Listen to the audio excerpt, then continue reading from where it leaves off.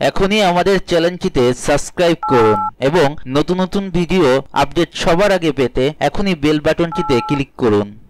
ঘরে বসে চিরতরে কোকড়া ফ্রিজিং চুলকে সোজা আর সিল্কি করুন ন্যাচারাল উপায়ে। আমরা আধুনিক যুগের মেয়েরা খুব ভালোভাবেই জানি চুলের জন্য ফ্ল্যাট আয়রন বা কালারের হিট কতটা ক্ষতিকর, কিন্তু তারপরও ফ্ল্যাট আয়রনটা যেন আমাদের চুম্বকের মতন টানে। আর আমরা চুলে আয়রন ব্যবহার করতে করতে চুল ড্রাই ফ্রিজিং করে চুলের স্বাস্থ্যের 12টা বাজিয়ে তারপরেই যেন শান্তি পাই। চলুন আজ জেনে নিই কিভাবে কোনো ধরনের হিট বা ড্যামেজ ছাড়াই রেগুলার চর্চার মাধ্যমে আপনি আপনার ঢেউ খেলানো চুলগুলোকে একটু স্ট্রেচ আর সিল্কি করতে পারবেন। এখানে কিছু কিছু ন্যাচারাল উপায় দেওয়া হলো, চলুন জেনে নেওয়া যাক। 1. Milk spray. একটা কুসংস্কার আমাদের দেশে প্রচলিত আছে যে দুধ চুলে মাখলে চুল নাকি পেকে যায়। আপনাদের অবগতির জন্য বলছি এটা একেবারে মিথ্যা আর ভিত্তিহীন। আপনারা জানেন পাঞ্জাবের নারী পুরুষ অতিরিক্ত রুক্ষ চুল থেকে মুক্তি পেতে খাঁটি দুধ আর ঘি মাথায় দেয়। দুধ চুলের জন্য খুবই পুষ্টিকর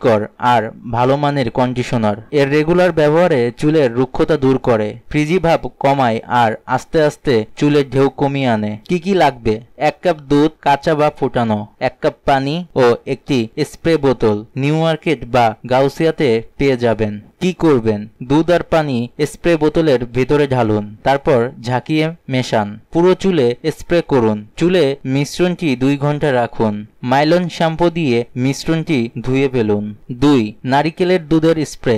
আমরা সবাই জানি চুলের স্বাস্থ্যের জন্য নারিকেল তেল কতটা ভালো, কিন্তু জানেন কি নারিকেল দুধের আছে তেলের থেকেও অনেক বেশি পুষ্টি। এটা চুলের জন্য খুবই ভালো কন্ডিশনার, স্পেশালি যাদের চুল অনেক লম্বা, রুক্ষ ও শুষ্ক আর ফ্রিজি। কি কি লাগবে? 1 কাপ ফ্রেশ নারকেলের দুধ। নারিকেল পিষে বা ব্লেন্ডারে দিয়ে পিষে তারপর পেষা নারকেল ঝাঁকুনি দিয়ে ছেঁকে নিলেই পেয়ে যাবেন একদম তাজা নারিকেলের দুধ। কি করবেন? নারিকেলের ঘন দুধ পুরো চুলে লাগান, 2 থেকে 3 ঘন্টা রেখে দিন। মাইলন শ্যাম্পু দিয়ে ধুয়ে ফেলুন। নারিকেলের দুধের সাথে হালকা একটু লেবুর রস মিশিয়ে রেখে দিলে পেয়ে যাবেন নারিকেলের ক্রিম। এই ক্রিম শ্যাম্পুর পর কন্ডিশনার হিসাবে ব্যবহার করলেই খুবই ভালো ফল পাবেন। 3. কলা আর অলিভ অয়েল হেয়ার মাস্ক। কলা আর অলিভ অয়েল দুটোই চুলের আর্দ্রতার পুষ্টি যোগায়। নিয়মিত ব্যবহারে এই মাস্ক কোকড়া চুলের কাল হালকা করারও ক্ষমতা রাখে। কি কি লাগাবেন?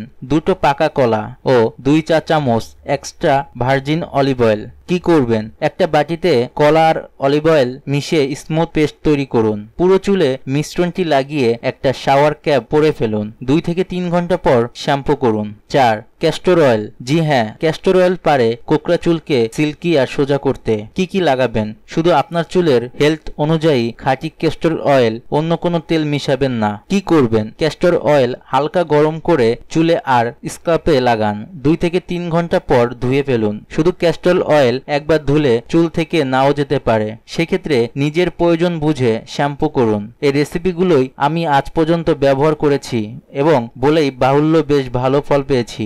আমার জন্য সবচেয়ে ভালো কাজ করে নারিকেল দুধ আর নরমাল দুধ। আমি বলবো না এই উপায়গুলো আপনার চুল একদম রিবন্ডিং ট্রিটমেন্টের মতো পিন পয়েন্ট সোজা করে দিবে, কিন্তু চুলের ফ্রিজি ভাব কমিয়ে চুলের ঢেউগুলো দূর করতে এই কন্ডিশনিং ট্রিটমেন্ট গুলো আসলেই জুড়ি মেলা ভাব।